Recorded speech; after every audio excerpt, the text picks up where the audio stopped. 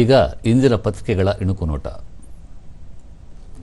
ಕಾರವಾರದಲ್ಲಿ ನಾಳೆ ರಾಷ್ಟ್ರಪತಿ ಸಬ್ ಮೆರಿನ್ನಲ್ಲಿ ಪ್ರಯಾಣ, ಜಲಾಂತರ್ಗಾಮಿಯಲ್ಲಿ ಸಂಚರಿಸುವ ಎರಡನೇ ರಾಷ್ಟ್ರಪತಿ. 20 ಮಕ್ಕಳಿಗೆ ಪಿಎಂ ರಾಷ್ಟ್ರೀಯ ಬಾಲ ಪುರಸ್ಕಾರ ಪ್ರದಾನ, ಕರ್ನಾಟಕದ ಈಜುಪಟು ಧಿನಿಧಿ ದೇಸಿಂಘು, ಯುವ ಕ್ರಿಕೆಟಿಗ ವೈಭವ ಸೂರ್ಯವಂಶಿಗೆ ಗೌರವ.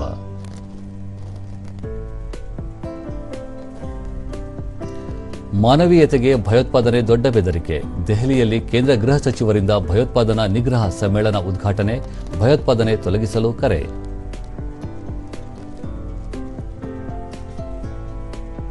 ಬಿಡದಿ ರಾಮನಗರ ರೈಲು ನಿಲ್ದಾಣ ಆಧುನೀಕರಣ, ಬೆಂಗಳೂರು ಸುತ್ತಮುತ್ತ 101 ಎಲ್ಸಿ ಗೇಟ್ಗಳ ಮೇಲ್ಸೇತುವೆಗಳಿಗೆ ಸ್ಥಳ ಗುರುತು, ಕೇಂದ್ರ ಸಚಿವ ಸೋಮಣ್ಣ.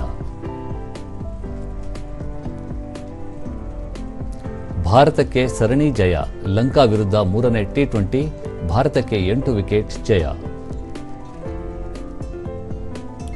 ಇವು ಇಂದಿನ ಪತ್ರಿಕೆಗಳ ಪ್ರಮುಖ ಸುದ್ದಿ. ಉಳಿದಂತೆ ವರ್ಷಾಚರಣೆ, ಪಬ್ ಬಾರ್ಗೆ ರಾತ್ರಿ 1ರ ಗಡುವು, ಪೊಲೀಸ್ ಇಲಾಖೆ ಮಾರ್ಗಸೂಚಿ ಕಡ್ಡಾಯ ಪಾಲನೆಗೆ ಸೂಚನೆ. ಅರಮನೆ ಬಳಿ ಸ್ಫೋಟ ಪ್ರಕರಣ, ಎನ್ಐಎ ತನಿಖೆ.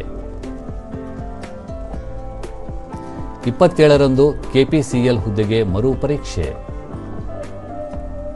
ಶೀತ ಗಾಳಿಯಿಂದ ಪಾರಾಗಲು ನಿಗಾ ಇರಲಿ, ರಾಜ್ಯ ವಿಪತ್ತು ನಿರ್ವಹಣಾ ಪ್ರಾಧಿಕಾರ ಮಾರ್ಗಸೂಚಿ ಬಿಡುಗಡೆ, ಶೀತ ನೆಗಡಿ ಜ್ವರದ ಬಗ್ಗೆ ಮುನ್ನೆಚ್ಚರಿಕೆ.